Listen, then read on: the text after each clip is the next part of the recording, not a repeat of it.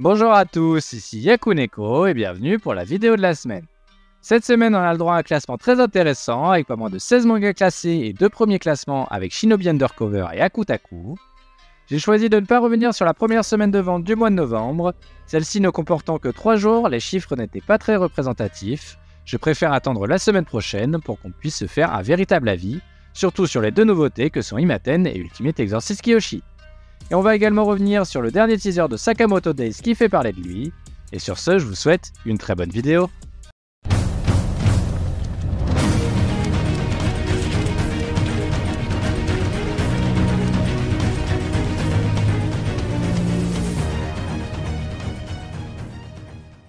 Aucun absent et aucune nouveauté cette semaine, on commence directement par la couverture et c'est donc Akane Banashi qui en bénéficie et c'est très réussi.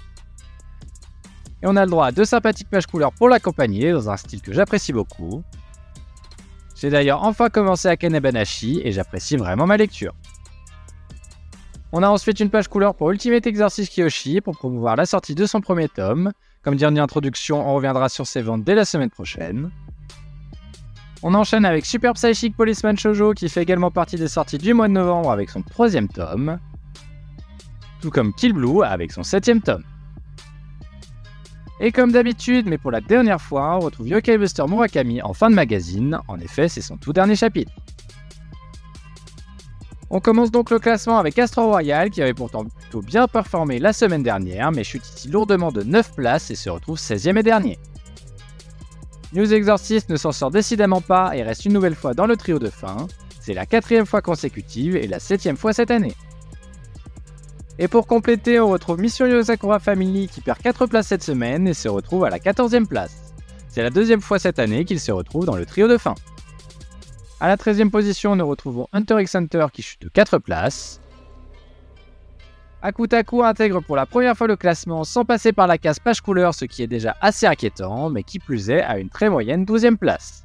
On ne va pas se le cacher, il y a peu d'espoir que cela devienne un succès.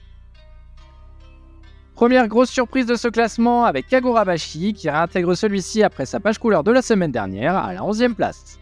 Il n'avait pas obtenu de classement à 2 chiffres depuis le numéro 28, mais il fait peu de doute qu'il va vite remonter. Imaten chute également assez lourdement, 4 places en moins, ce qui l'amène à la 10e position. The Elusive Samurai revient de page couleur à une 9e place assez décevante au vu de ses derniers classements qui étaient pour le coup bien au-dessus de sa moyenne habituelle.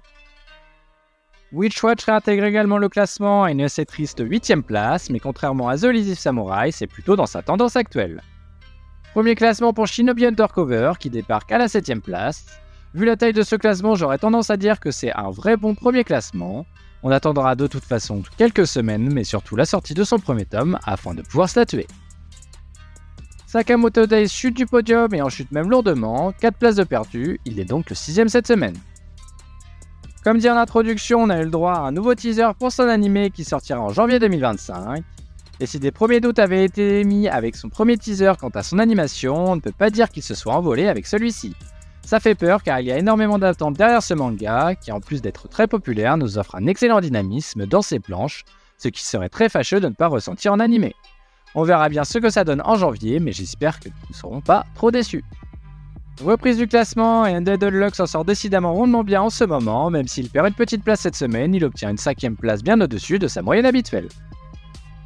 Grosse remontée de 4 places pour Mien Roboko qui surprend de toute façon toujours avec ses classements qui semblent aléatoires. On entre sur le podium avec Blue Box, il y a 2 places et est donc 3e cette semaine, ce qui lui permet de distancer Sakamoto Days et relancer la course à la 2e place de l'année, alors qu'il ne reste que 2 semaines. One Piece revient dans le magazine après 2 semaines de pause et intègre le classement à sa 2e place habituelle. Mais tout en haut du classement, c'est bien le phénomène Ichi the Witch qui s'empare de la première place, une première place pour son 10e chapitre seulement, je ne pense pas que ça soit arrivé très souvent. Ça fait tellement plaisir de voir une nouveauté aussi bien marcher dans le Jump, en espérant que ça dure et peut-être qu'en compagnie de Kagurabashi, ils parviendront à remplacer les grosses pertes du Jump de l'année. Et voilà qui conclut le numéro de la semaine, j'espère qu'il vous aura plu même si nous ne sommes pas revenus sur les ventes, faites-le moi savoir dans les commentaires. Et la semaine prochaine nous aurons le droit à une nouveauté, une comédie romantique à suspense de l'auteur de We Never Learned, j'ai vraiment hâte de voir ça. Et sur ce je vous dis à la semaine prochaine.